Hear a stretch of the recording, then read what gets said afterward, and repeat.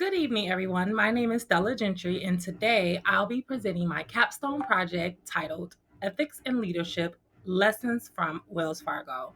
As someone working in human resources, I've always been interested in how leadership decisions can impact people and the shape of the workplace. The Wells Fargo scandal is a powerful example of how leadership choices, good or bad, can define an organization's entire reputation. Here's what I'll be covering today. First, I'll share a quick background on Wells Fargo's and ethical dilemmas they face. Then I'll discuss how leadership decisions can be contributed to the crisis and how to respond to the public. After that, I'll talk about my own leadership values and skill sets. And finally, I'll wrap it up with key lessons learned about this ethical leadership. Wells Fargo's was founded in 1852 and became one of the largest financial institutions in the United States.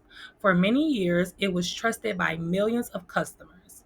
But in the early 2000s, the company shifted its focus towards aggressive sales goals, known as a cross-selling. Employees were pressured to open multiple accounts per customer, often without consent.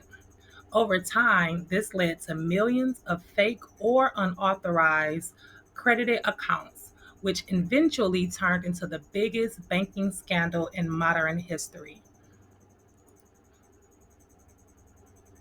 The ethical dilemma was really about values versus performance. Leaders pushed unrealistic sales quotas, rewarding numbers over integrity. Employees who raised concerns were often ignored or even punished, creating a culture of fear and silence. In the end, leadership prioritized profits at the cost of honesty, transparency, and trust, which completely broke the company's moral foundations and core values. When the scandal was exposed in 2016, the public was outraged. Customers felt betrayed, lawmakers demanded answers, and CEO John Trump was forced to testify before Congress. The company paid more than $3 billion in fines, but the real damage was to its reputation and credibility. Employees lost morale, customers lost accounts, and they had to be closed. And the phrase Wells Fargo scandal became a symbol of corporate greed and ethical failure.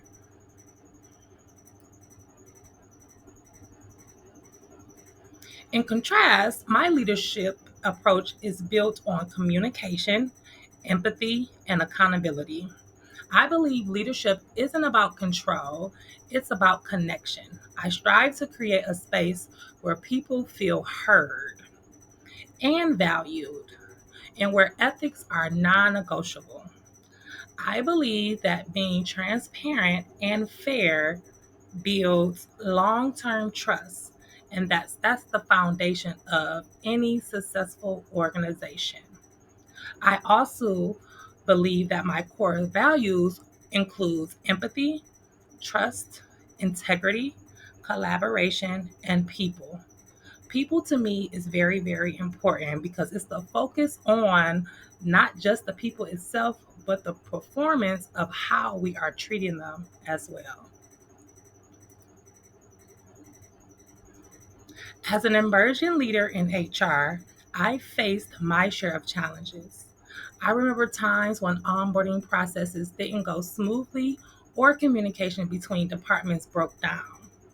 Instead of blaming others, I focused on collaboration and problem solving. Those experiences helped me grow in emotional intelligence, patience, and resilience. I've learned that leadership is a journey, one that requires constant learning, reflection, and empathy.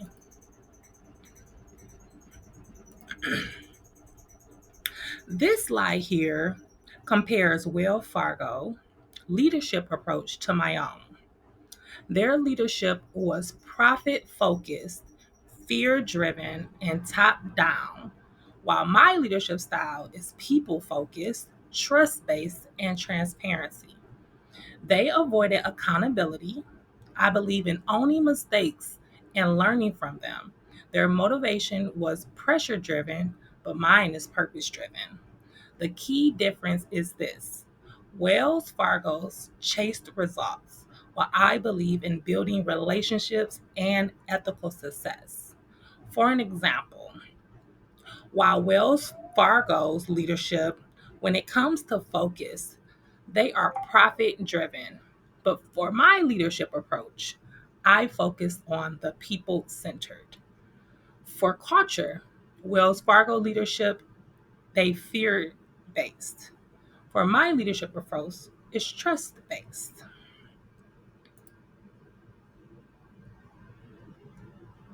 From studying Wells Fargo, I've learned that ethical leadership must be intentional. It's not just about achieving results, it's about how we achieve them.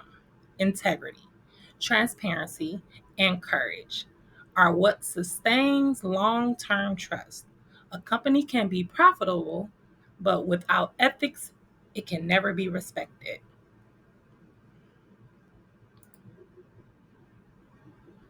In conclusion, the Wells Fargo scandal is a reminder that leadership without ethics is temporary. As a leader, I aim to always lead with fairness, empathy, and honesty, creating a culture where people feel empowered to do what's right. Leadership isn't about power or perfection, it's about people, accountability, and integrity. My goal is to be the kind of leader who builds trust and leaves a positive legacy, one based on respect and ethical values. Thank you so much for listening to my presentation. I hope you gained some knowledge after reviewing this. Lastly, here are the sources I used in my research, including the Center for Creative Leadership, Howard Law School Forum on Corporate Governance, and the U.S. Department of Justice reports on Wells Fargo's.